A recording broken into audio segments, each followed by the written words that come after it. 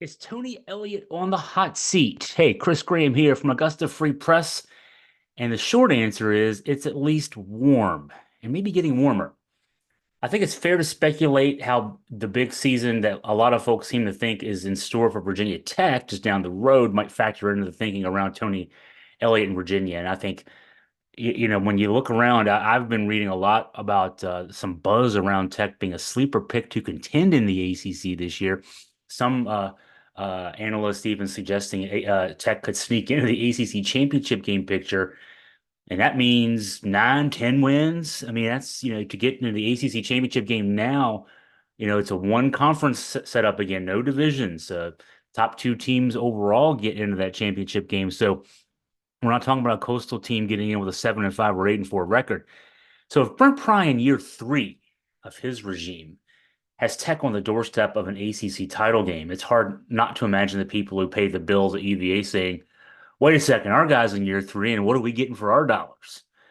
The media vote in the preseason ACC football poll has Virginia preseason 16 in the 17-team league. I've seen projections from the computers, which and the Vegas people who, they make money by using their computers to try to get you to bet one way or the other.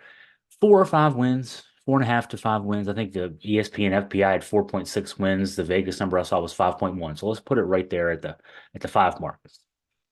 Um, I'm pretty much the only media type out there who thinks that a bowl is possible this year. A bowl is just 6 wins. So not much more than what the computers seem to be projecting. But even simple bowl eligibility would pale in comparison to 9 or 10 wins in Tech in their year three with their new coach. Elliott's in year three at Virginia. If Tech down there is competing for a chance to play either Clemson or Florida State, most likely, maybe Miami, who knows, in an ACC championship game, and that would then say, hey, you win that game, you're in the playoff, right? 6-6 isn't quite the same as that.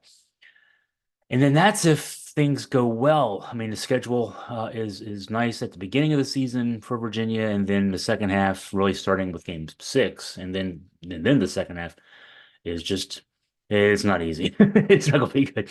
I've written about how the schedule sets up that I mean Virginia could be 4-0, maybe even 5-0. I mean, that's like stretching it. I understand. But there's 5 winnable games, very winnable games at the start of the season. What if they don't go 5-0 or 4-1? What if that, the winnable stretch of games ends with a 2-3 record? What happens then? That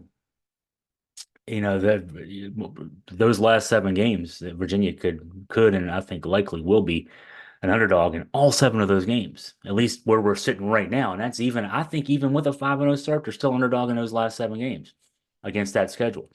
Um, if you're 2-3, even 3-2, you could be looking at a 2 or 3 win season here. The one thing I've been running consistently is that Virginia is not the kind of school that cuts bait with a coach after year three. But the word we got here at AFP over the weekend is that there's rumbling among the donors. And it's a lot about the 55-17 loss to Tech to end last season. Virginia was competitive, 3-9 record, but competitive.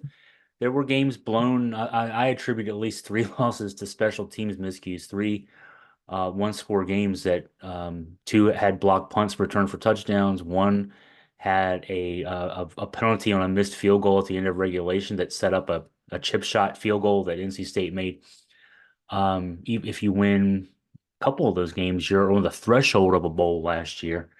But instead, they weren't, and then they got blown out. That 55-17 was not indicative of how much of a thorough beatdown. And that's a 38-point win, but Tech, oh my God, that game was not close from the start. So what we're hearing is that the magic number's 5. That's what the computers seem to think is possible. I mean, a 4.6 to 5.1 in the computers, right? And I'm just going to quibble on that. 5 wins is still not bowl eligibility. And if Tech down the road is 9 wins, 10 wins, I don't know that even 5 does it. I think getting into a cold weather bowl, and that's only 6 wins, but I think getting to 6 wins is going to be essential for Tony Elliott and his staff.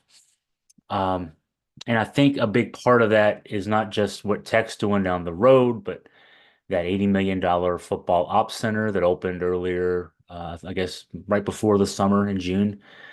The money that is being put into this program is demanding wins. The people who put the $80 million together to build that facility didn't write big checks to see Virginia not win games. The kind of people who write big checks are not the kind of people who have access to money because they make bad decisions with their money. They're not paying for Virginia to have great academic facilities for its football team. They're paying for that to be a selling point to get a better football team. We all know money drives the decisions. The biggest issue for UVA athletics is 20,000 empty seats every Saturday. I guess there's at least a Friday game this year too. So every Friday or Saturday, the bottom line impact on that is obvious. Virginia makes about $7.5 million less in ticket sales for football per year compared to Virginia Tech. That number is probably going to be a bigger discrepancy this year with Tech expected to, to be a ACC contender. So, I mean, that's $7 or $8 million at least, maybe more this year. When, as we reported last week, Tony Bennett, basketball coach, was told he's not going to be able to fill a couple of open staff positions because of budget cuts. That's where this comes down to. It's not just for football; it's for everything across the board.